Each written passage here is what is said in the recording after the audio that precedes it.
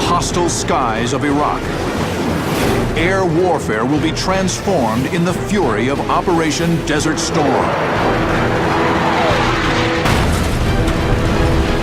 State-of-the-art American war machines go head-to-head with battle-hardened Iraqi pilots flying French and Soviet-built fighters. Now, you're in the cockpit. As modern air combat is forged in a high-tech battle for air supremacy. Experience the battle. Dissect the tactics. Relive the dogfights of Desert Storm.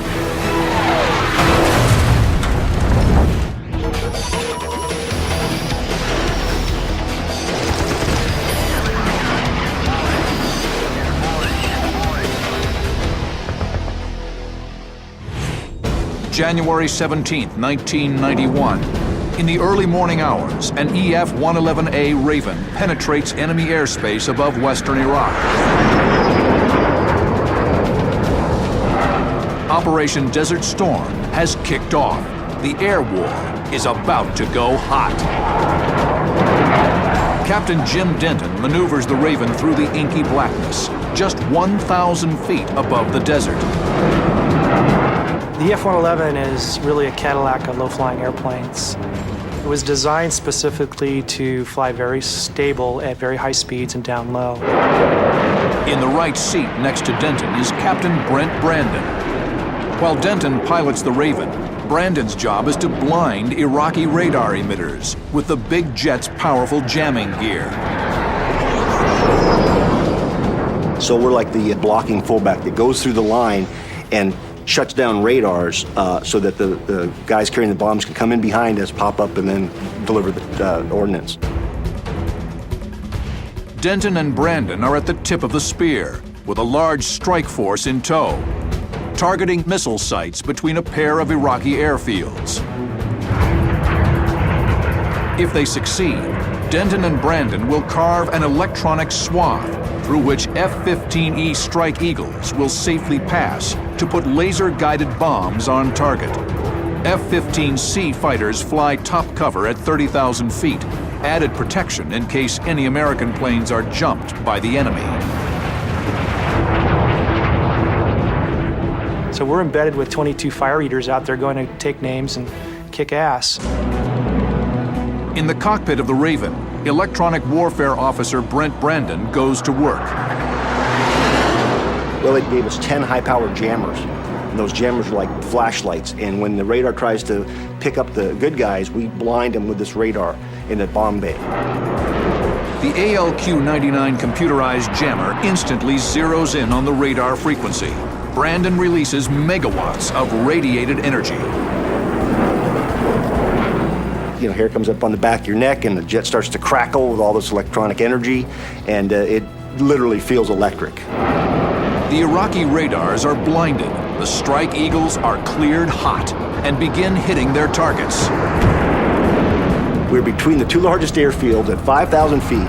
We are in the front row seat in Desert Storm. Their anti-aircraft radars gone, the Iraqis desperately scramble jets against the intruders. About 2 minutes later, 2 caps are airborne for the Iraqis. One of them comes out of the H-2 airport, one of them comes out of the vicinity of Baghdad. The crew gets an unfriendly hit on their radar acquisition warning system. An Iraqi Mirage F-1 rolls in from above and behind the EF-111. Denton and Brandon are in serious trouble. The Raven was never meant to dogfight.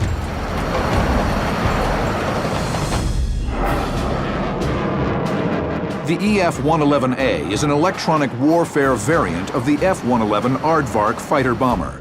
Nicknamed Sparkvark, all armament was removed to make way for the radome on the underside of the fuselage that housed transmitter antennas, and the pod on the vertical stabilizer that housed receiving antennas.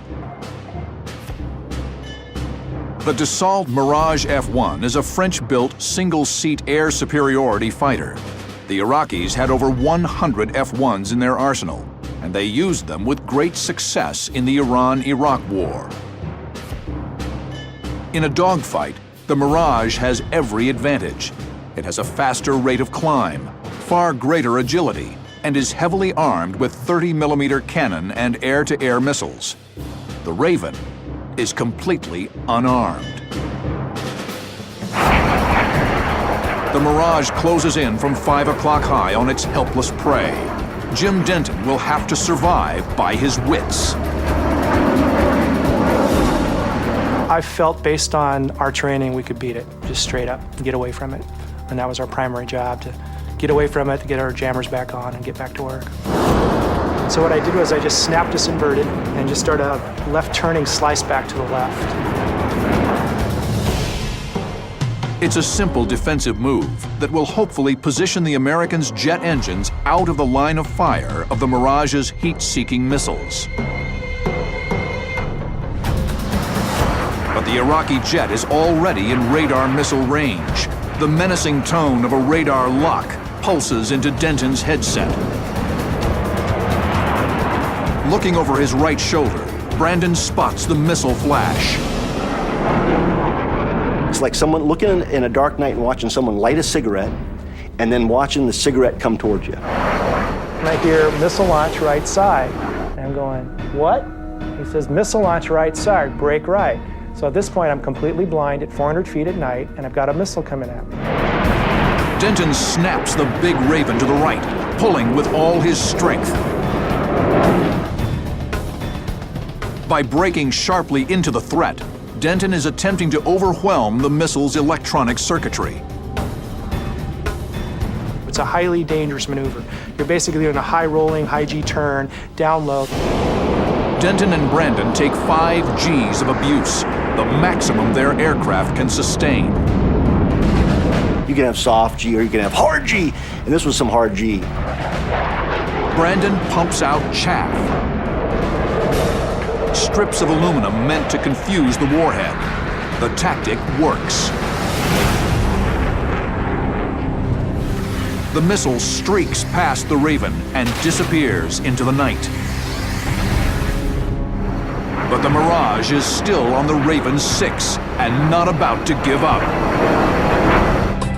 Luckily, the cavalry arrives. An F-15C, piloted by Robert Grader, is on a cap mission high above the dogfight. Grader has already bagged 1 F-1 tonight and quickly locks the second Mirage up, preparing for a long-range Sparrow missile shot. Grader is here. The Mirage is here, behind Denton and Brandon's Raven. The Iraqi pilot, already target fixated on the Raven, now has to deal with the piercing shriek of Grader's missile lock in his headset. He momentarily loses his situational awareness. A fatal mistake at 400 feet. In a sudden, brilliant flash of light, the Mirage slams into the ground.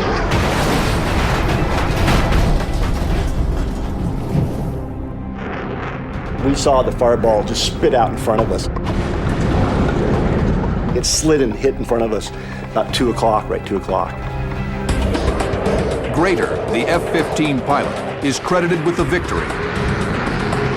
But Denton and Brandon are awarded the Distinguished Flying Cross for their role in the maneuvering kill. The Mirage F-1 was more than a match for an unarmed EF-111. But when they came down to play in our environment, they paid the cost on it. The mission on the morning of the 17th is a complete success. The 671 combat sorties that night are the first combat test of a bold new strategy in aerial warfare.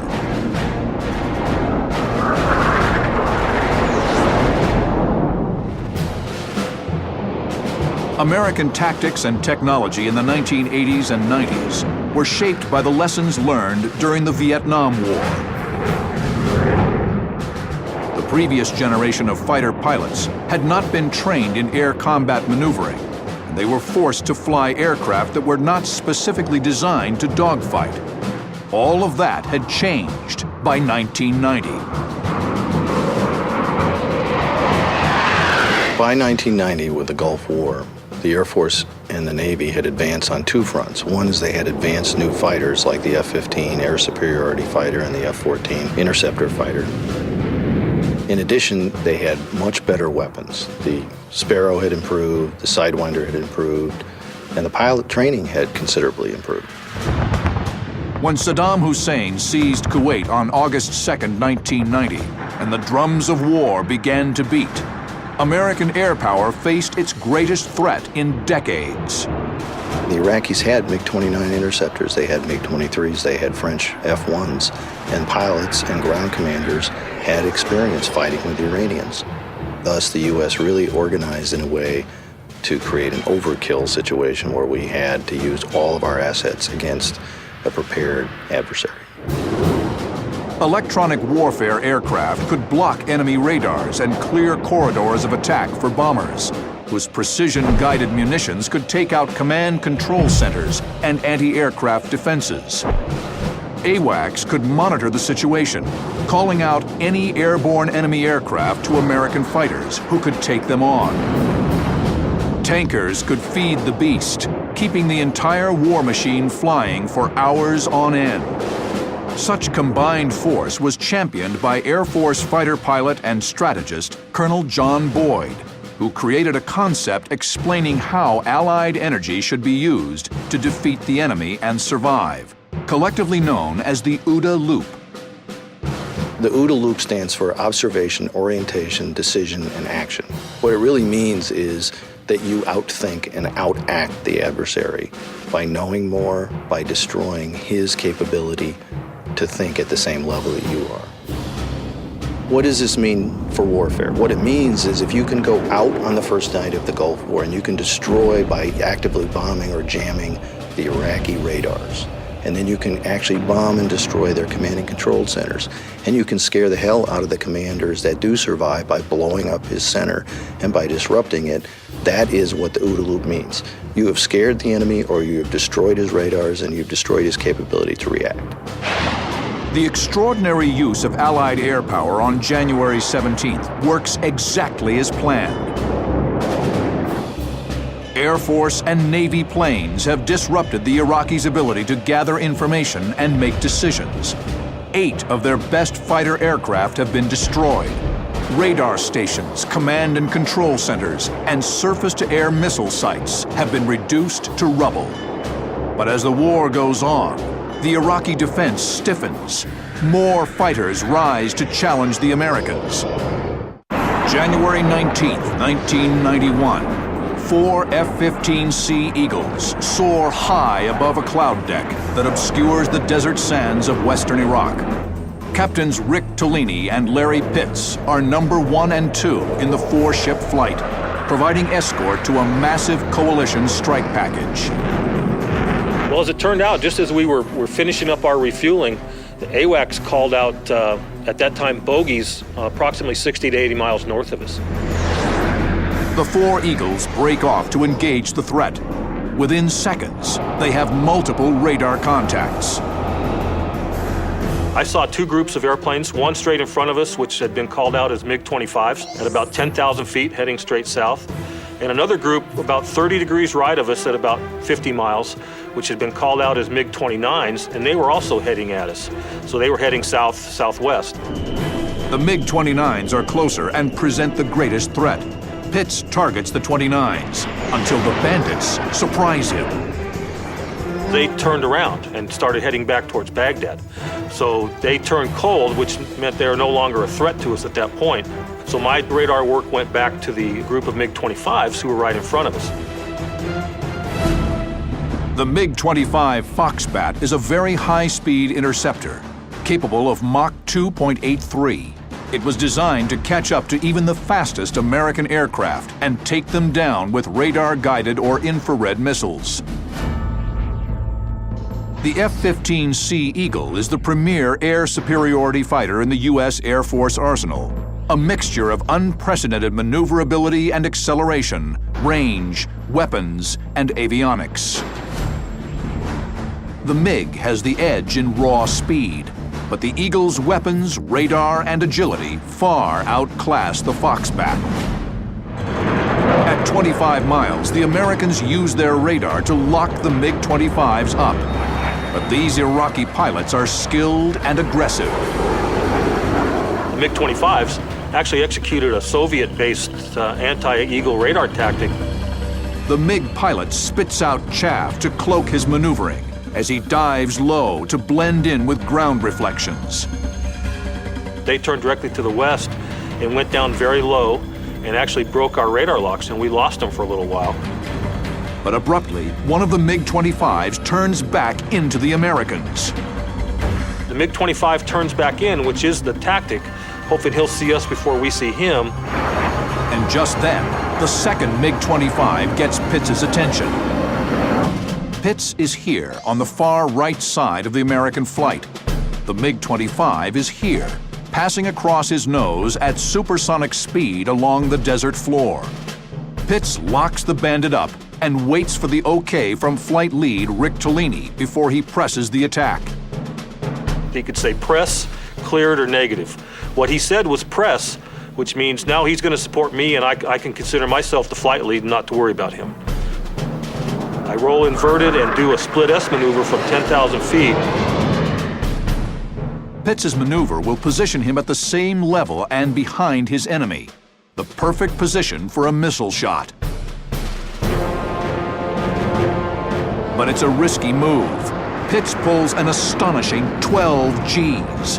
The force takes man and machine to the absolute limits of survival. Well, obviously the integrity of the airplane's a big concern, but I'll tell you, the Eagle's very strong. And trust me, there was enough adrenaline flow in there that it didn't even faze me. For the first time, the American pilot spots his prey. As I pull down, that's when I get the tally-ho on the MiG-25. And there's still that low cloud deck down there, so I can see him on top of that cloud deck. If the MiG-25 pilot lights the afterburners and accelerates straight ahead, he could outrun Pitts. But the Iraqi decides to enter a turning fight with his much more agile opponent. He's a MiG-25 doing 700 knots. His turn radius is the size of Texas. I'm in an F-15 at fighting airspeed in the mid-400s. My turn radius is about 3,200 feet. So I'm very quickly inside of his turn. Before he completes the 180 degrees of turn, I'm in weapons parameters. The desperate Iraqi leans hard on the stick. He's turning very hard to try to defeat me, which means he's bleeding off quite a bit of airspeed. Pitts closes to within 9,000 feet, carefully selecting his weapon. Because of the big burner plume coming out of the airplane, I chose to select a heat-seeking missile, an AIM-9 Sidewinder. When I selected that missile, I got a good tone from it. I uncaged it to make sure the seeker is tracking his burner plume. But the Iraqi pilot is well versed in countermeasures. The missile tracks true to the target, and the MiG-25 puts out flares and decoys the missile.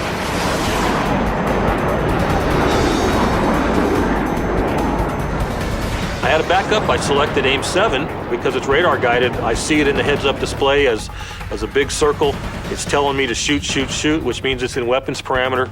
So I launched this missile. The Sparrow guides to the target, but fails to explode. So Pitts goes to a second heat seeker. The Iraqi decoys the missile with another batch of flares. Captain Pitts may have met his match. This guy is fighting hard. And I'm thinking to myself, if the missiles aren't going to work, I'm going to have to go gun this guy, which is not an easy solution when he's at 300 feet doing 500 knots and not in a turn. Pitts unleashes his last AIM-7. This one has got to work.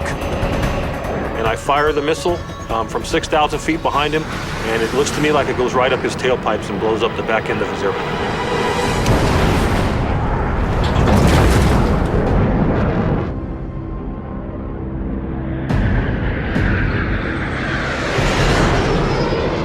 Dodging debris, Pitts catches sight of flight leader Rick Tolini high to his left.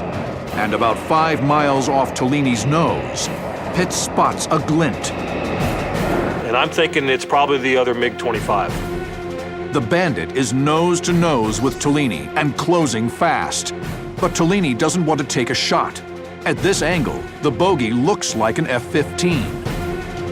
So Rick decided he needed to identify this airplane, and he did it in an extremely unique way. He calls out on the radio with the assumption that if it's a bad guy, he's not on our frequency, is anybody an afterburner? And because we see a big afterburner plume coming out of this airplane. Tellini's gamble pays off. There's no F-15 in afterburner, so that plume means he's facing a MiG. Tellini fires an AIM-9. I see the missile come off. I also see flares come out of this airplane, and the heat-seeking missiles once again decoyed by flares. These two MiG-25 pilots were fighting very hard. But the Iraqi pilot makes a fatal mistake. Now the airplane turns what we call belly up to us, so we're seeing the underside of its belly, which is not a great place for the MiG to be. Rick selects an AIM-7 Sparrow radar-guided missile and fires it. That airplane just turns into a ball of dust.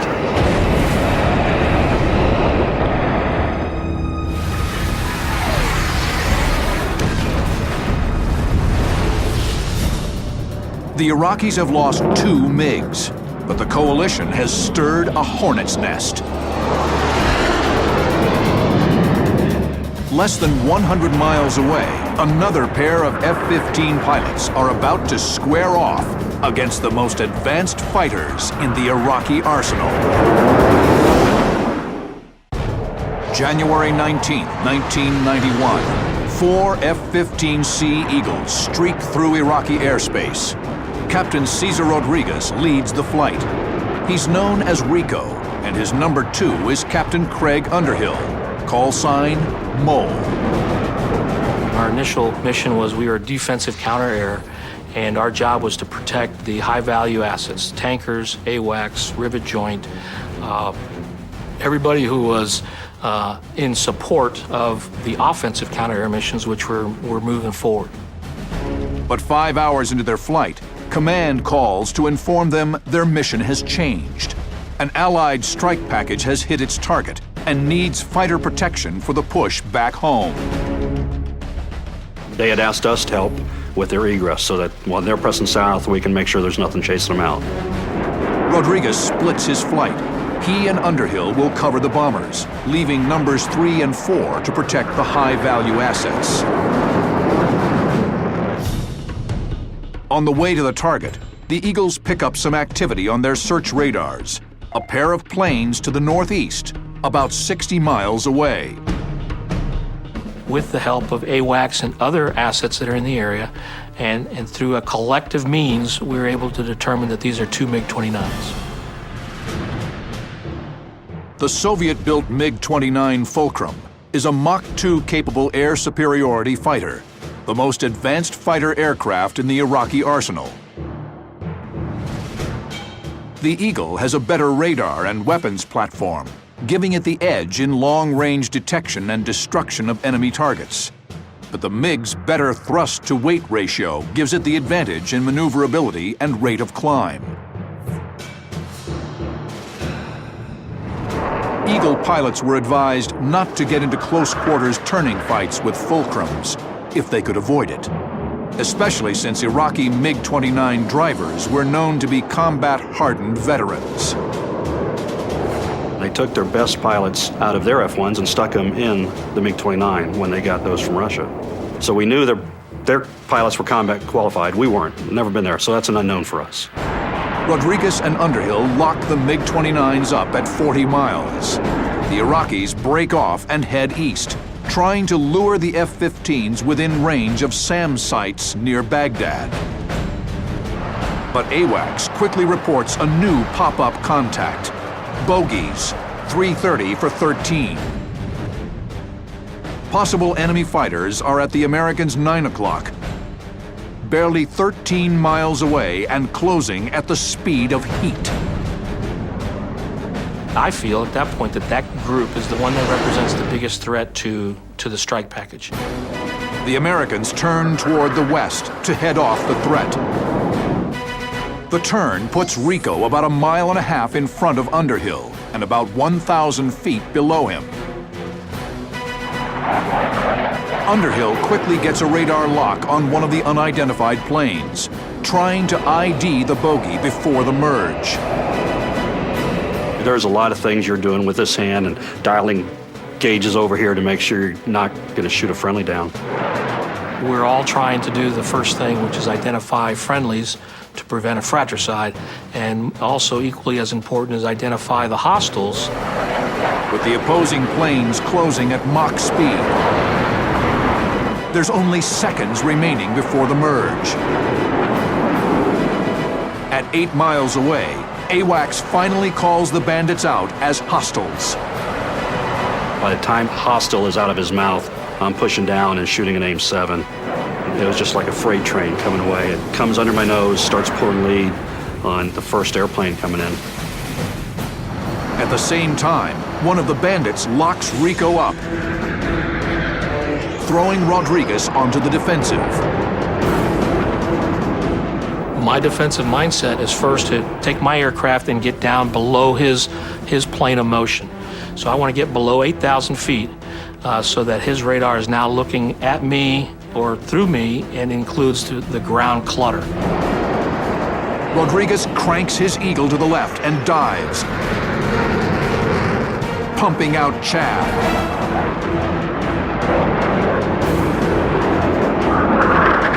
About the time he starts turning, I'm watching my missile go, and here's Rico turning in front of me, here comes missile, plus or minus 200-300 feet right over the top of Rico's jet.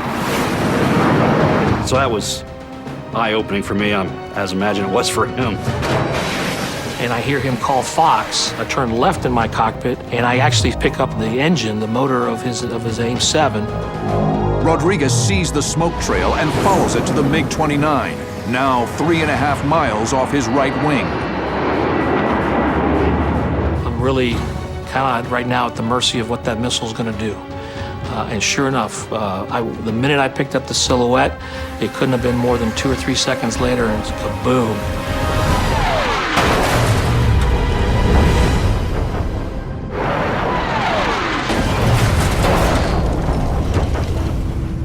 And he goes splash one, and I turn my head back around and look, and sure enough, big brown cloud there.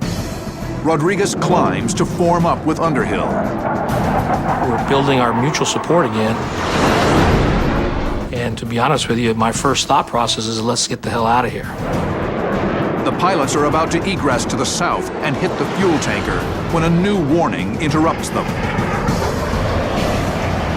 AWACS comes back again and tells us that there's another second contact 10 miles to the north. And again, I make the assessment here that we can't turn around and put this guy inside of a weapons engagement zone at our 6 o'clock. So back into the fight. Circling back toward the engagement zone, the Americans quickly pick the bogey up with radar. Underhill is here at 8,000 feet, about half a mile in front of Rodriguez. The bogey is here, 5 miles away at 10,000 feet. Underhill uses his radar's auto-acquisition mode to lock the bogey up. I lock him up in auto guns. He does a convenient turn for me and breaks back left in a pretty hard G-turn. The bogey's left turn exposes the aircraft's plan view to Underhill, a large target for a radar-guided AIM-7 Sparrow. I lock him up, I turn, I put my nose on him, I go to shoot an AIM-7. Lights up as a diamond on my scope. It goes from a solid radar contact to a diamond, which tells me he's a friendly. Underhill's heart sinks. If this plane is a friendly, then his first kill may have been a squadron mate.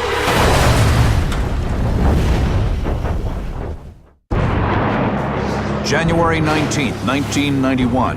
After knocking down what he believed was an enemy aircraft, Captain Craig Underhill is facing the gut-wrenching possibility that he may have killed a squadron mate. I tell you, that is just a terrible feeling.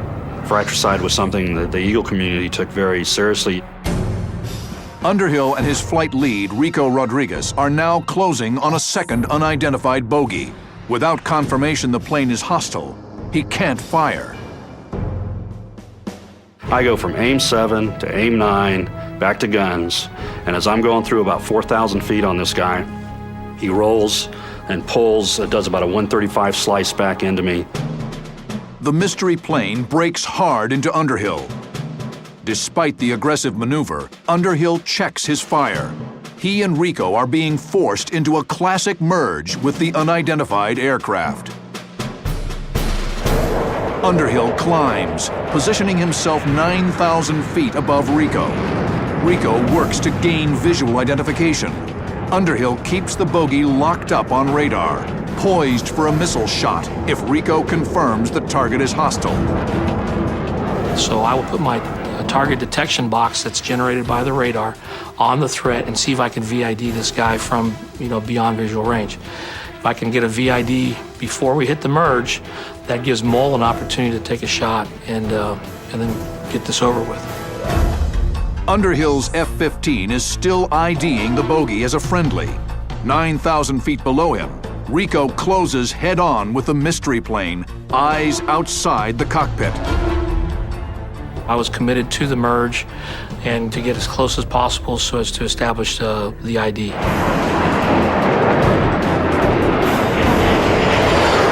As the jets thunder past each other, Rico catches sight of the full silhouette. I could see the Iraqi colors of his tail fin, the flag, MiG-29 silhouette. Call that it's a MiG-29. I start a left-hand turn, he starts a left-hand turn. As each pilot struggles to turn inside his opponent, the fight descends. The MiG-29 pilot is at a slight advantage in this kind of fight, but with the ground rushing up at him, he may not be able to turn long enough to exploit his one strength. So Rico and him are now off to the races going downhill. As Rico slides in, the guy rolls and pulls again, and now they're probably heading northwestish in a 135 slice as Rico's trying to get in position to fire on this guy. It's a classic dogfight. Not what the F-15 was designed to do, but well within its capability. From 8,000 feet, the fight spirals towards the deck. As the fight migrates from the 8,000, 7,000, 6,000, below 5,000 and continues to drop down lower, the desert floor starts to become a definite factor. Too close to use an aim 7, Rodriguez fights to position himself for a heat-seeking sidewinder shot. The ground rushes toward the Iraqi pilot. He knows he must brake in some direction. Abruptly, he rolls over and dives into a split S, daring the American to give chase. Rico doesn't bite. He skillfully coordinates the stick and rudder, pitching the F-15 vertical into a perch position to pounce on the Iraqi when he pulls out. And before he actually hits perpendicular, he hit the desert floor, causing a fireball that just tumbles and tumbles and tumbles for what seems like an eternity to me.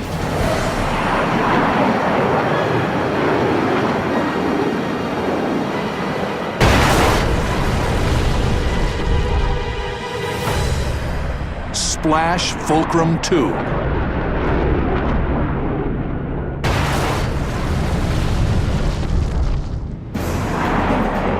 We found ourselves in two what I would call less than traditional scenarios for what the F-15 was built to do in the sense of long range, beyond visual range shooting.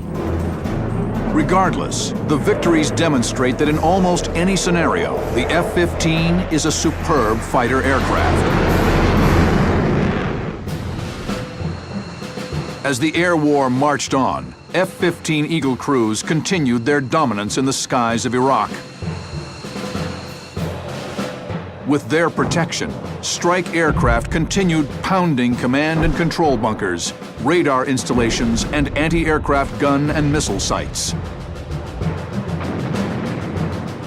F-15 pilots accounted for 13 air-to-air victories in the first 2 days of the war. nearly all achieved thanks to the Eagle's unmatched capability for beyond visual range, or BVR, combat, the culmination of nearly a century of technological breakthroughs in aerial warfare. As a result of all the advancements in electronic warfare and systems and surveillance, the Gulf War was the first time where we saw 2/3 of the air battle kills on the part of the U.S. and Allied forces were done by beyond visual range AIM-7 missiles. In the early days of air combat, dogfighting was done close in with guns. As the missile age dawned, air combat became a more remote experience as the kill range skipped from yards to miles. Introduced during the Vietnam War, identification friend or foe equipment became a mandatory tool of modern air combat as dogfighting slipped beyond the range of human vision. Both the U.S. and the North Vietnamese aircraft had IFF systems, which were transponders that said, hello, I'm a friendly, or I'm not a friendly. And that would help figure out who's what we call red and blue. Because the worst thing you would want is for a blue friendly to shoot down a blue friendly, which actually did occur a couple of times in the Vietnam Air War. A transponder inside the plane is set with a code that transmits a certain frequency. If you're not squawking the same frequency, you're probably not a friend. When used in conjunction with E-3 Sentry AWACS planes, IFF was highly effective, making BVR kills possible. With your setup, you would make sure that the AWACS understands where the friendlies are and where the bad guys are, and you would do a screen concept where you'd move forward and knock down any of the adversaries. January 26, 1991. 4 F-15C Eagles soar over western Iraq. The flight lead is Captain Rory Drager, with his wingman, Captain Tony Schiavi. Element lead is Captain Cesar Rodriguez, with his wingman, Captain Bruce Till. West of Baghdad, at the northernmost portion of their cap rotation, AWACS picks up activity over H-2, a busy Iraqi airfield. The first call we get is there's 4 aircraft taking off from H-2 and sort of heading to the northeast. The Americans point their radars to the west, in the direction of the airfield. We basically each do a sort of delayed 90-degree turn. So now that our 4-ship wall is now running, to the west-northwest. They form a wall of eagles, flying line abreast across a span of 10 miles. This allows the Americans to mass their firepower while giving them the most coverage with their radars. Everybody has their responsibilities. Some guys are looking low at the radar, some guys are looking high with the radar, so that we can make sure that we're covering anything that's flying from the surface of the ground to 50,000 feet. Sure enough, 4 long-range radar contacts. There are no known friendlies in the area. These guys are probably MiGs.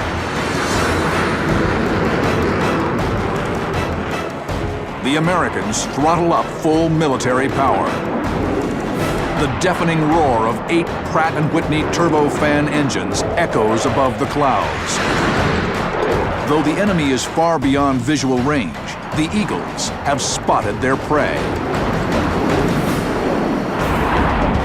Drager wants to maintain the element of surprise. He issues a key order to his flight.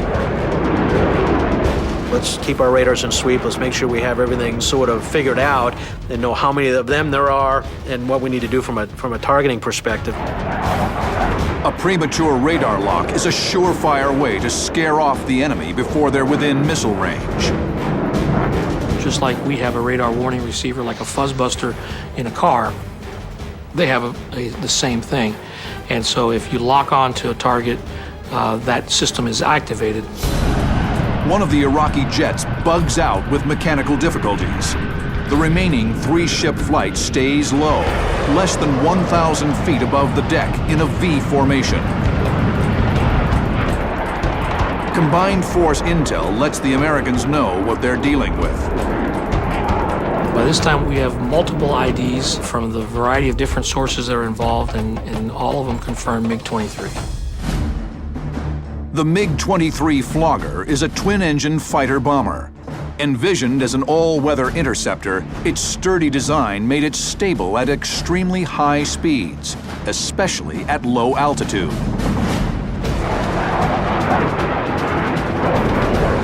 The bandits are ID'd, and the Americans are cleared hot to shoot. We basically, had met our rules of engagement in order to be able to, to take action, and that's what we did. Draeger assigns targets. He'll take the lead Flogger. Schiavi will take the northernmost trailer. Rodriguez, the southernmost. The Americans lock the MiGs up on radar and push the button. AIM-7 Sparrows launch. Missiles are flying in every direction, making sure that we, take these guys out.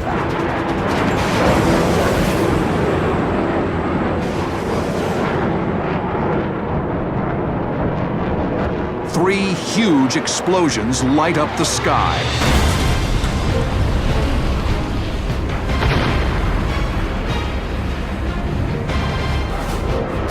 The F-15s dive through the clouds, just in time to see their missiles strike home.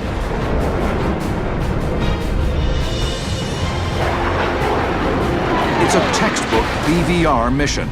3 bandits shot down from beyond visual range.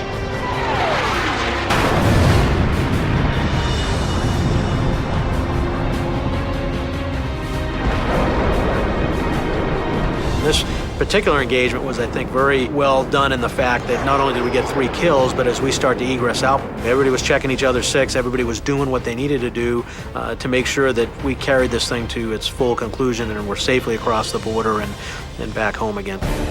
In just over a month, Allied air power broke the back of the 5th largest air force in the world.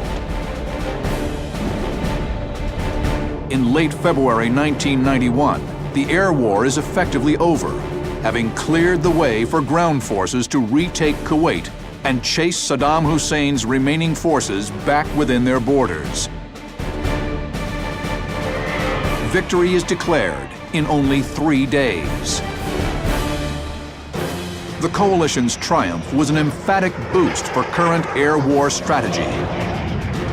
Multiple aircraft with specific roles working in concert to achieve victory.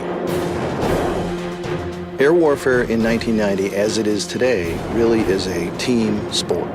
Multiple weapons disrupted the Iraqi capability to deal with it. It was like an information overload. They just couldn't deal with the simultaneous strikes and the fact that their radars went offline, their command and control was shut down, jamming, deception. It was like having essentially a war nervous breakdown. With Desert Storm, aerial warfare took a giant leap into the future.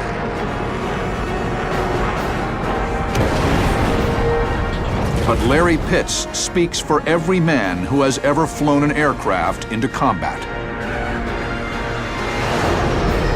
Aerial victory against an enemy airplane is a career highlight for me and something that I'll never be able to beat. But in my mind, I did what any fighter pilot would have done had an enemy airplane been put in front of him. I relied on my training, engaged the airplane, protected my wingman as he protected me, and came out of it alive.